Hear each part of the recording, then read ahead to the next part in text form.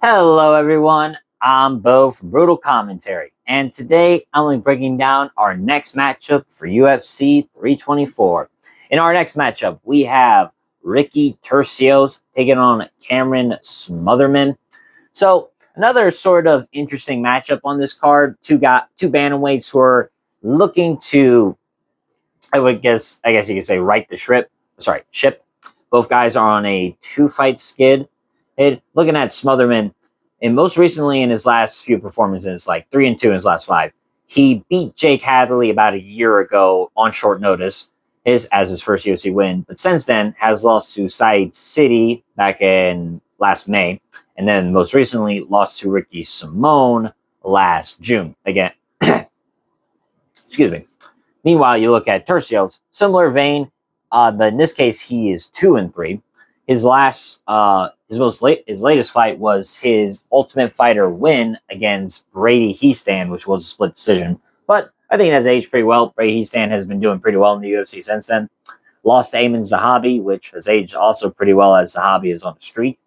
His most recent win was to Kevin Natividad, which also was another split decision. Since then, he's been on a two-fight skid, got submitted by Raul Rosas Jr. about 2 years ago, and then lost to Bernardo Sopai last January. Not very active for Turcios, I will say that for sure. But I guess neither is Smotherman, but then again, Smotherman last fought in June, and that fight against Simone was also a pretty short notice fight. I guess when you really look at it, it's kind of interesting. It's very much a clash of styles. The more chaotic and scrambly Turcios versus more patient, structured, and smooth-ish operator in Smotherman. I say ish because, as of recent, he's not been doing too well, but it's a clear sort of chaos and control type of thing. Smaller level in this bantamweight division, but still, I think the comparison fits, or however you want to describe that. So starting with Ricky Turcios, he's one of the more unique fighters on the roster, and I don't think that's an exaggeration. His style is very high energy, unpredictable, and emotionally driven at times. I'm thinking mostly of the Raul Rosas Jr. fight where, moment Raul started that fight trying to touch gloves, Turcios like, fuck you, and starts it off with like a teep kick to the face. Turcio fights at a relentless pace, bouncing in and out, throwing volume, and consistently changing looks. He wants to overwhelm opponents with activity rather than any sort of precision. At his best, I think Turcios is difficult to deal with because he never lets you settle. He mixes strikes and grappling freely, scrambles very aggressively, and his willingness to take risks most fighters won't. He's also very tough, durable, and mentally unbreakable. I'll give him this. He doesn't quit on himself for sure, because he was taking some big shots from Bernardo Sopai. But, he kept moving forward, and, he looked like the fresher guy in there. I mean, Sopai won clearly, but Turcios was definitely the one who I think had a little more in the tank overall.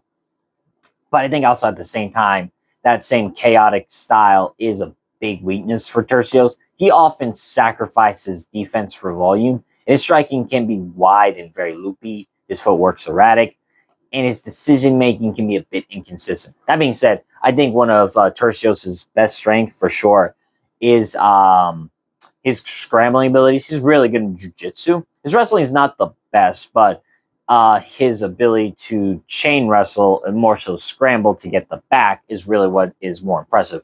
As you saw with the Raul Rosas Jr. fight, to give an example, he actually got Raul's back and nearly choked him out, but it was just that chin, man. You're not getting under that chin for a rear naked choke. So there is definitely some highlights of Turcios, and his striking is also a bit herky-jerky, so it can be unpredictable. And where maybe once, maybe like for example, his striking, like he'll throw 3 or 4 shots where one clean one would do the trick. It's still good volume in your face and backing against the fence. And as I was trying to say with that Bernardo Sopai fight, I mean, like I said, Turcios has the better gas tank. He seemed to be a more fresher guy, and Sopai was kind of second win at the end of that fight. Now, looking at Smotherman, he is, as polar opposite, I think, as you can get for Turcios' opponent. He is composed, technically sound with his boxing, and prefers clean exchanges over constant movement. Smotherman isn't one to rush. He more so reads his reactions. his opponent's reactions, takes what's available, and makes opponents pay for his mistake. His striking is very tight and effective. More specifically, like I said, his boxing. He throws straight punches, keeps a good tight guard, and doesn't overextend. Smotherman is pretty comfortable standing his ground, picking his moments, and letting fights come to him rather than force the action. And I think that patience could be key in this matchup. I mean, he said his biggest weakness is his wrestling. You've seen in his last, or at least his last fight with Simone, he got thoroughly out wrestled in that fight. I wouldn't say, he didn't get smashed or beaten to a pulp, but he was clearly didn't have too many answers for the wrestling, I don't think. And against also Saeed City, he didn't really have too many answers when it came to the kickboxing of City, nor did not really any of the range either. But I'd say the wrestling, I think, is the biggest weakness for Smotherman. In this fight, I do have some concerns, but I'll get more into that as I say how their styles clash, which I'm getting to now. So I think this fight is all about whether Turcios can turn this into chaos fast enough to disrupt Smotherman's rhythm. And if Turcios can force non-stop movement, can sit constant scrambles and ugly exchanges, I think it gives himself a chance to outwork Smotherman with volume and aggression. Might even cinch up a choke if he can find it. As I said, and Smotherman's weakness is his wrestling. Not so much his grappling. He's got good defensive grappling. He didn't really get in too much danger with Simone, and he was able to fight off, like, say, 2-on-1 hand grip pretty well. But that is something I have some concerns with. But I think the issue is that Smotherman's style is kind of tailor-made to punish more chaotic guys. And also ones who don't give them a clear wrestling threat, like Jake Hadley did. Turcios, I think, just leaves too many openings, especially when he's rushing in. I think Smotherman's the kind of guy who could capitalize on those clean, straight shots. Now, looking back at Turcios' last fight, I rewatched the Bernardo Sopai fight. I feel like this is going to somehow be very similar to that fight. Only difference is, as I've mentioned, I think Smotherman is not going to entertain the grappling. Where Sopai had grappling himself and could scramble with Turcios, Smotherman is not going to want to do that. He's going to want to stay on his feet for as long as humanly possible, unless he can get the finish. And so I definitely think so. It's going to, like I said, be similar to the. Excuse me.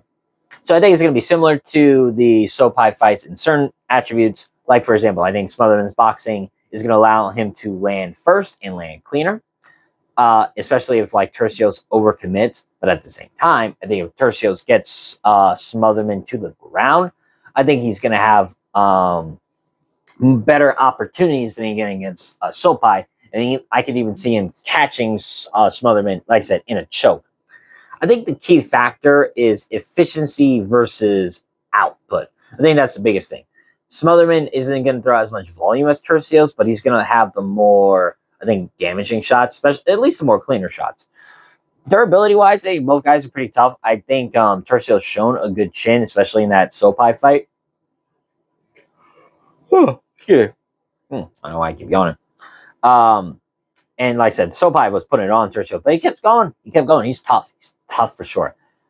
Now, I think if this fight, like I said, if this fight hits the mat, I got to go with Turcios. But I think for my official prediction, I'm going to go with Cameron Smotherman. I think Turcios is dangerous because he never stops, and especially if he can have a workman-like performance and get it to the ground. I think he can win a decision.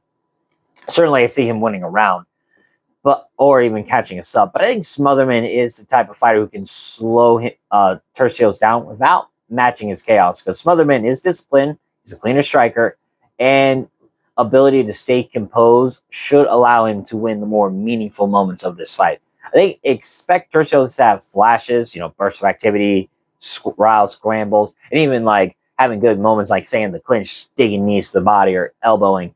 But I think over the course of the fight, I think Smotherman's efficiency should stand out. Cleaner shots, better positioning once he tries to stand up. And I think smarter decision-making are likely to happen in this fight. So my official prediction, I'm going to go with Cameron Smotherman, and I'm going to pick him via decision. I don't see him finishing Turcios. Like I said, Turcios has a pretty good chin on him. But I definitely think Smotherman's going to land the harder shots, cleaner shots, and overall have a much better measured performance than Turcios. So once again, I'm going to pick Cameron Smotherman. I'm going to pick him via decision in this one. With that being said, I've been Bo from Brutal Commentary. If you enjoyed this video, like, subscribe, and leave a comment down below on who you think is going to win. But until then, and I've been Bo from Brutal Commentary. And remember, stay calm, stay respectful, and enjoy the violence. I'll see y'all next time.